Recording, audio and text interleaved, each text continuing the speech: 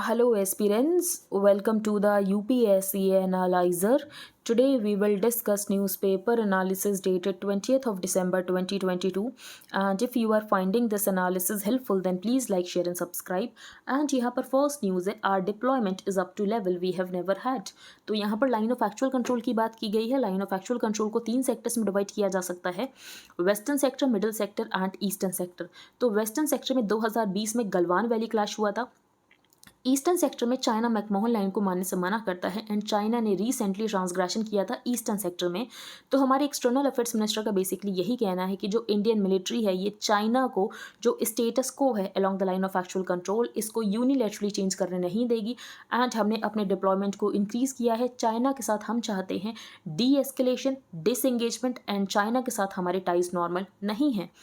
With the government facing opposition criticism over the face-off between Indian and Chinese troops in Tawang sector of Arunachal Pradesh, External Affairs Minister said on Monday that the Indian military will not let China change the status quo along the line of actual control unilaterally। और जो deployment है Indian troops का इसको भी scale up कर दिया गया है।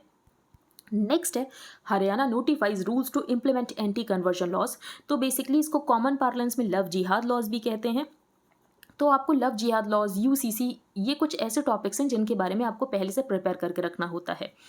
तो अगर आप पीडीएफ बाय करोगे तो उसमें तो आपको सारी इन्फॉर्मेशन मिल जाएगी, लेकिन अगर आप नहीं बाय कर रहे हो तो ये आपकी रिस्पॉन्सिबिलिटी है कि आपको इन्फॉर्मेशन कलेक्ट करके आंसर प्रिपेयर करना है। तो ये जो एंटी कन्वर्जन लॉ है इसमें जो बर्डन है प्रूफ का, इनोसेंस का, तो ये है ऑन द अक्यूज्ड। तो burden of proof of innocence it is on the accused as per the Haryana prevention of unlawful conversion of religion rules 2022। The burden of proving innocence that the conversion was not affected, की conversion यहाँ पर affect नहीं है through miss representation, बल का प्रयोग करके यहाँ पर कन्वर्जन नहीं कराया गया। तो ये जो बर्डन ऑफ प्रूफ है इनोसेंस का ये है ऑन द अक्यूज्ड। नेक्स्ट है यहाँ पर MHA considers easing entry norms for minorities from neighboring countries। तो 2019 में पार्लियामेंट ने सिटीजनशिप एक्ट को अमेंड किया था और ये कहा था कि सिटीजनशिप ग्रांट की जाएगी उन इमिग्रेंट्स को जो कि बिलोंग करते हैं Hindu, Jain, Sikh, Parsi, Christian and Buddhist, और इसमें मुस्लिम्स को इंक्लूड नहीं किया गया था, from 3 countries Pakistan, Bangladesh and Afghanistan. काफ़ी प्रोटेस्ट हुआ था लेकिन ये लेजिस्लेशन पास हो गया था। तो अभी मिनिस्ट्री ऑफ होम अफेयर्स ये कंसिडर कर रही है कि नेबरिंग कंट्रीज से बेसिकली जो माइनॉरिटीज़ आए हैं जो वैलिड डॉक्यूमेंट्स के साथ एंटर हुए थे लेकिन बाद में उनका पासपोर्ट्स या वीज़ास एक्सपायर हो गए हैं, तो बेसिकली इसको जो ये एक्सपायर्ड पासपोर्ट्स एंड वीज़ाज है इसको सपोर्टिंग डॉक्यूमेंट की तरह एक्सेप्ट किया जा सकता है इनकी सिटीजनशिप एप्लीकेशन को प्रोसेस करने के लिए। तो आपको बस मुझे ये बताना है कि ये जो सिटीजनशिप एक्ट है ये कितनी बार अमेंड हुआ है। अगर आपको ये बात पता है then please tell me in the comment section. और ये प्रीलिम्स में एक बार स्टेटमेंट आ भी चुका है। नेक्स्ट है delimitation on population basis unfair to southern states. तो डीएमके एमपी का बेसिकली ये कहना है कि जो सदर्न स्टेट्स हैं इन्होंने फैमिली प्लानिंग प्रोग्राम्स को इम्प्लीमेंट किया, अपने फर्टिलिटी रेट को कम किया और हमारी पॉपुलेशन भी उस वजह से कम हुई। तो अगर यहाँ पर डीलिमिटेशन पॉपुलेशन बेसिस पर किया जाएगा तो इसकी वजह से इनको तो कम सीट्स मिलेंगी। और इसके अलावा दूसरा एक पॉइंट ये भी इन्होंने उठाया कि जो 15th फाइनेंस कमीशन है उसमें 2011 के सेंसस का यूज़ किया गया और उसके अकॉर्डिंग टैक्स को डिवॉल्व किया गया।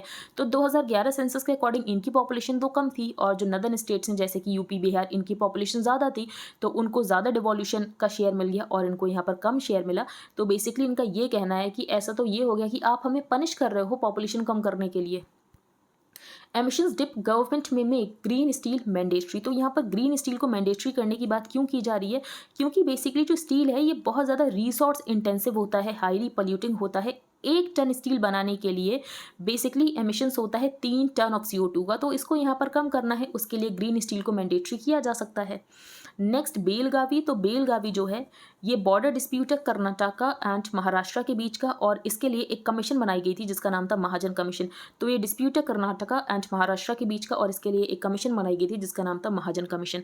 The day after the world cup ये हम डिस्कस नहीं करेंगे, ये हमारे एग्जाम पर्सपेक्टिव से इंपॉर्टेंट नहीं है। द 80th मिनट तो ये भी फीफा वर्ल्ड कप के बारे में ही है।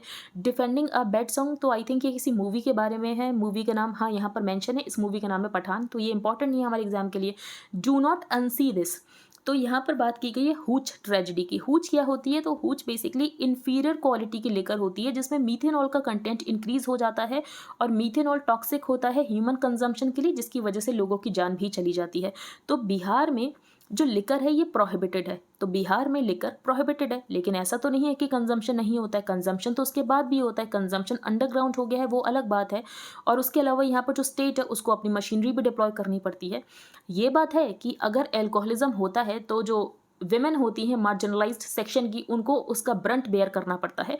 लेकिन बेसिकली अगर आप लिकर को बैन कर रहे हो तो आप ये भी ट्रीट कर रहे हो कि आपके सिटीजन्स यहाँ पर रिस्पॉन्सिबल डिसीजन नहीं ले सकते हैं, और स्टेट को इसमें भी इंटरफेयर करने की ज़रूरत है कि स्टेट बताएगा कि आपको क्या कंज्यूम करना है क्या नहीं। तो ये ऑथर ने कहा है। Until now, according to official estimates, 38 people have died in Saran district in a tragically commonplace huge tragedy in Trai Bihar.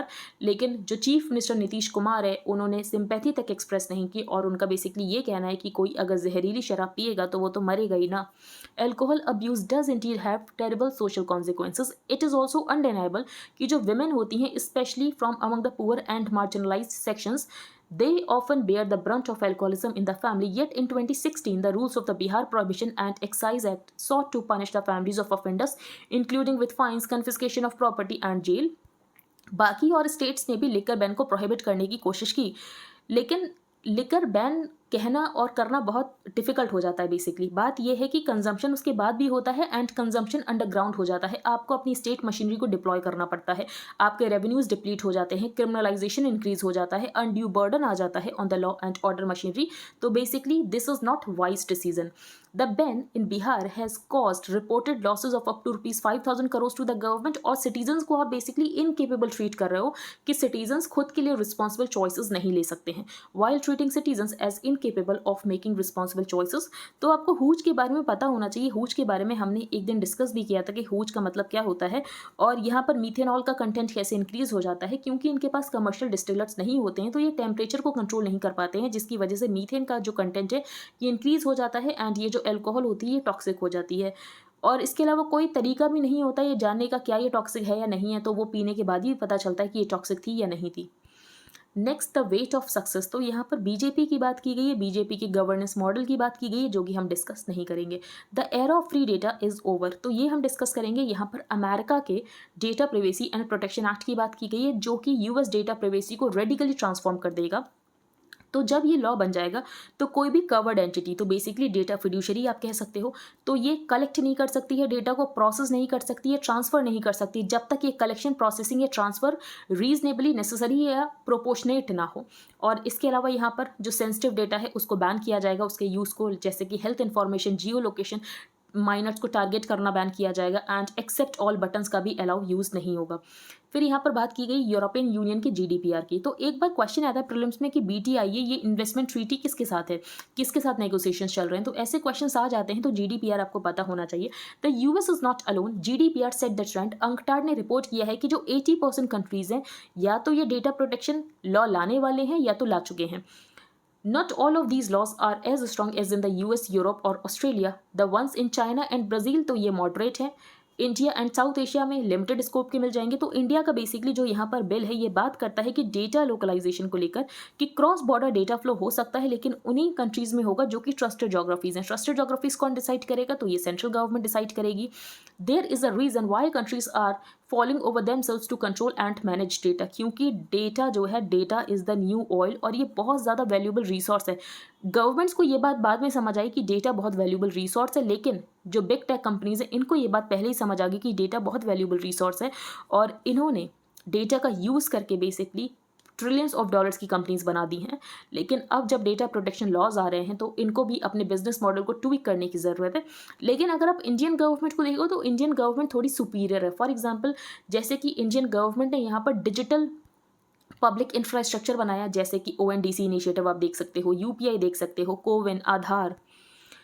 Nandan Nilekani, the architect of this initiative, talks of Indians becoming data rich before they become economically rich. तो जो India के लोग हैं basically उनको अपने data की importance पता नहीं है, वो अपने डेटा को मोनेटाइज कर सकते हैं। Pointing out an opportunity for individuals that they can harness and monetise their own data, लेकिन इसके बारे में उनको अवेयरनेस ही नहीं है कि उनका डेटा कितना इंपॉर्टेंट है।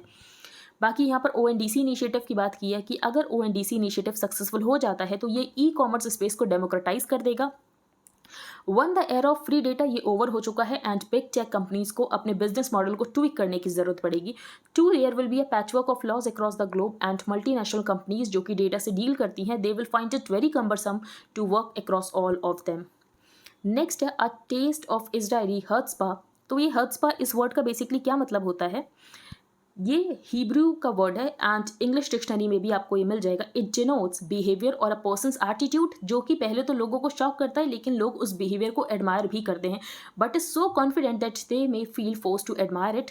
तो इस वर्ड का यूज जो है ये हैदर मूवी में किया गया था, तो वही एग्जाम्पल मैं आपको बता देती हूँ। तो उसमें वो क्या करता है, वो बैंक को पहले रॉब करता है, ठीक है, और फिर उसी बैंक में अकाउंट खुलवाता है उन पैसों को जमा करने के लिए। तो ये बेसिकली यहाँ पर हत्सपा हो सकता है and is now part of the English dictionary. It denotes behaviour और अ पर्सन्स एटीट्यूड दैट ऑफन्स और shocks people but is so confident that they may feel forced to admire it।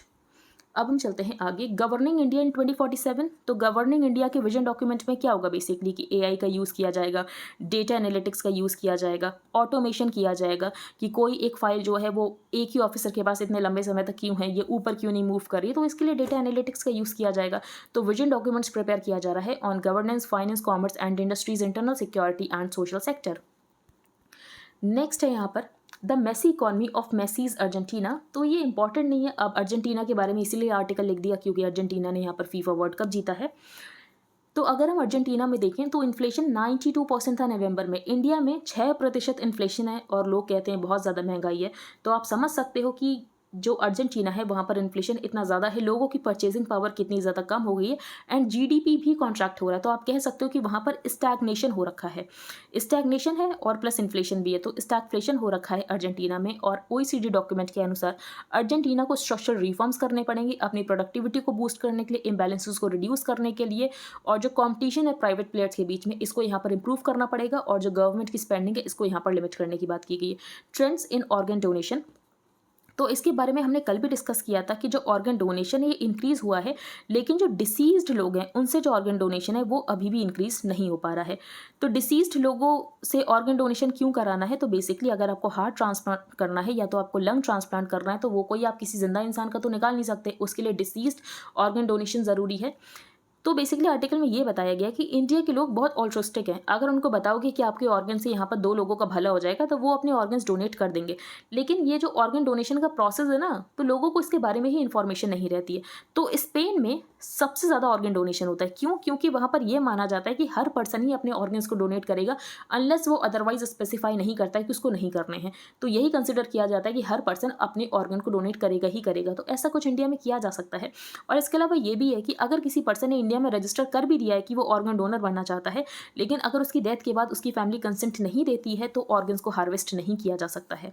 तो after a fall during the first year of the covid pandemic, organ donation numbers bounced back in 2021. However, the number of deceased donations, organs donated by the kin of those who suffered brain death or cardiac arrest, तो ये lower है than the number of donations from living persons। तो यहाँ पर increase करने की क्यों ज़रूरत है डिसीज्ड डोनेशंस को, तो बेसिकली इसका जो रीज़न है वो यही है कि अगर आपको हार्ट ट्रांसप्लांट करना हो या तो आपको लंग ट्रांसप्लांट करना हो तो इसके लिए आपको डिसीज्ड डोनेशन की ज़रूरत पड़ेगी। The first reason is the gap in the number of organs needed and the number of transplants। तो हर साल 1.5 to 2 लाख पर्सनस जिनको किडनी ट्रांसप्लांट की ज़रूरत होती है लेकिन हो पाते हैं सिर्फ 8,000। ऑफ द 80,000 पर्सनस जिनको लिवर ट्रांसप्लांट की ज़रूरत है सिर्फ 1,800 हो पाते हैं। एंड ऑफ द 10,000 जिनको हार्ट ट्रांसप्लांट की ज़रूरत है उसमें सिर्फ 200 लोगों का ही हो पाता है। डिमांड इज़ ऑन राइज क्योंकि लाइफ स्टाइल डिजीज़ का प्रेवलेंस इंक्रीज हो रहा है and organs like heart and lungs, तो ये सिर्फ आप डिसीज्ड डोनर्स की ही रिट्रीव कर सकते हो। The second reason is that without deceased donations एक प्रेशियस रिसोर्स वेस्ट हो जा रहा है। तो अगर यहाँ पर ऑर्गन्स डोनेट नहीं हो रहे हैं डिसीज्ड पर्सन के तो वैसे भी वो ऑर्गन्स तो वेस्ट ही हो रहे हैं। Nearly 1.5 lakh persons die in road traffic accidents every year in India, many of whom can ideally donate organs. India has an organ donation rate of about 0.52 per million population। अगर Spain का देखें तो 49.6 पर million population है। तो Spain का इतना ज़्यादा क्यों है, तो इसका रीज़न हम पहले ही डिस्कस कर चुके हैं। बेसिकली स्पेन में ये माना जाता है कि हर पर्सन ऑर्गन डोनर है और जब तक वो अनलेस स्पेसिफाई नहीं करता कि उसको नहीं डोनेट करना है ये प्रिज्यूम किया जाता है कि वो यहाँ पर ऑर्गन डोनर है। लेकिन इंडिया में आपको रजिस्टर कराना पड़ता है और आपके मरने के बाद अगर फैमिली ने नहीं दी कंसेंट तो ऑर्गन्स हार्वेस्ट नहीं किए जा सकते हैं। तो डिसीज्ड डोनेशंस कैसे इंक्रीज़ किया जा सकता है, तो अवेयरनेस इंक्रीज़ करके लोगों को बता करके अगर आप यहाँ पर ऑर्गन्स डोनेट करोगे तो यहाँ पर 2-3 लोगों का भला हो जाएगा। स्कूल्स में यहाँ पर बच्चों को अवेयर करके we have also started reaching out to school children along with awareness. They also need to have faith कि जो डोनेटेड ऑर्गन्स है ये एक्चुअली लोगों को हेल्प कर रहे हैं, और इसके लिए ट्रस्ट बिल्ड करने की ज़रूरत है, जो कि किया जा रहा है। नेक्स्ट है pay staff crisis, why nurses in UK have launched historic strike action. तो यहाँ पर जो नर्सेज इन यूके की ये क्यों प्रोटेस्ट कर रही हैं, तो बेसिकली इनका ये कहना है कि इनको पे हाइक दी जानी चाहिए, क्योंकि यूके में इन्फ्लेशन बहुत ज़्यादा है, और जितना इन्फ्लेशन है उससे 5% ज़्यादा की इनकी यहाँ पर हाइक होनी चाहिए। The Royal College of Nursing union has demanded a raise of 5% above the rate of inflation, और यूके में इन्फ्लेशन नवंबर में है 11%।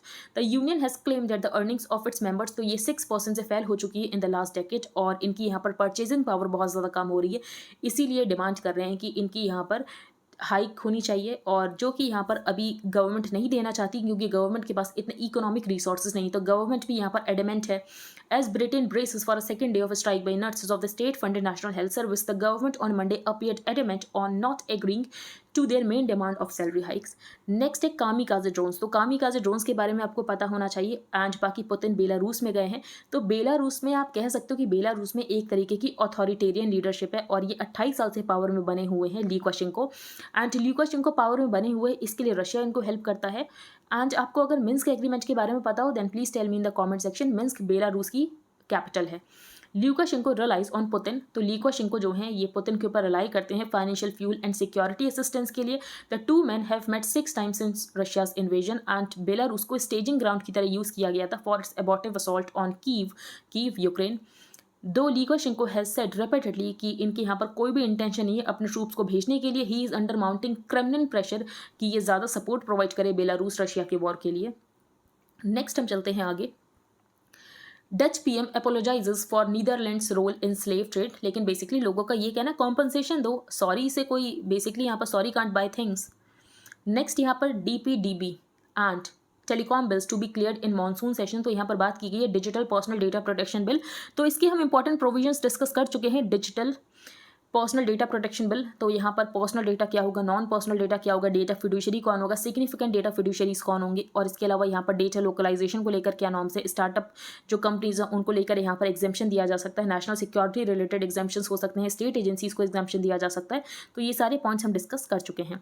The IT and the telecom minister said another bill on digital India act, तो ये भी next month float कर दिया जाएगा फॉर पब्लिक कंसल्टेशन। गूगल ने प्लान किया है कि गूगल इन्वेस्ट करेगा $10 बिलियन। तो बेसिकली गूगल ने 2020 में प्लान किया था कि गूगल $10 बिलियन इन्वेस्ट करेगा इंडिया में over next 5 to 7 years, as it looks कि यहाँ पर जो अडॉप्शन है डिजिटल सर्विसेज का वो इंक्रीज हो।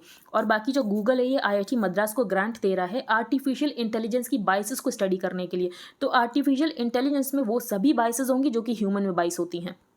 Google's $1 billion grant to IIT Madras for studying AI bias. तो बेसिकली आज के न्यूज़पेपर में इतना ही था। अगर आपको इंडियन एक्सप्रेस की हाईलाइटेड पोर्शन चाहिए plus static portion related to every topic, तो आप इसको बाय कर सकते हो। इसके लिए आपको क्या प्रोसीजर फॉलो करना है, तो सबसे पहले आपको अपने टेलीग्राम अकाउंट का एक यूज़र नेम बनाना है। Then you have to change your privacy settings. For that आपको सेटिंग्स में जाना है, then privacy and security, then groups and channels, who can add me to the group chats, वहाँ पर आपको एवरीबडी चूज करना है। You can pay via UPI to the mentioned UPI ID, and then you have to send payment proof along with your Telegram user ID to the mentioned email ID। Second program है current affairs mentorship programme, जिसमें current affairs को detail में cover किया जा रहा है। आपको in depth understanding मिलेगी। करंट अफेयर्स को सेवरल सोर्सेज से कवर किया जा रहा है। जो स्टैटिक पोर्शन है उसको भी डिटेल में कवर किया जा रहा है। आपको लेक्चर्स मिलेंगे ऑन एवरीडे बेसिस, आपको डेली PDFs मिलेंगी, आपको डेली क्विजेस मिलेंगे, पर्सनल डाउट क्लियरिंग सेशंस होंगे। एंड जो सीरीज़ है ये आपके प्रीलिम्स के लिए भी यूजफुल रहेगी एंड मेंस के लिए भी यूजफुल रहेगी। इसका प्राइस है 2000 रुपीज़ पर मंथ। अगर आप इंटरेस्टेड हो then you can make payment via UPI to the mentioned UPI ID, and then you have to send your name, email ID, Telegram ID, proof of payment to the mentioned email ID। Wait for some time to get added to the premium group, जहाँ पर आपको daily link मिलेंगे for the videos. तो first news हमने यहाँ पर discuss की line of actual control के बारे में, जो कि आप यहाँ पर पढ़ सकते हो। That the Indian military will not let China change the status quo along the line of actual control unilaterally, and जो डिप्लॉयमेंट है इंडियन ट्रूप्स का along the line of actual control, इसको यहाँ पर इंक्रीज कर दिया गया है। फिर हमने यहाँ पर नेक्स्ट डिस्कस किया एंटी कन्वर्जन लॉ के बारे में, जो कि हरियाणा का है।